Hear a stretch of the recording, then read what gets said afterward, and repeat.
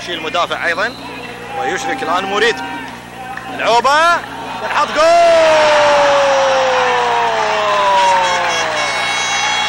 محمد راشد الفضلي، محمد راشد الفضلي يسجل هدف ثالث في الدقيقة 17.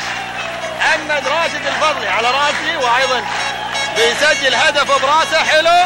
والحقيقة اللي هو من بدأ يعني في الشوط الثاني اول ما نزل لعب له كرة بشماله ورد مرة ثانية يلعب كرة قوية، والان يلعب كرة براسه في المرمى.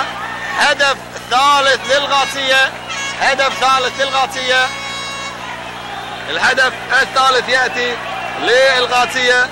عبد العزيز المشعان فرحة جمهور الغاصية الآن.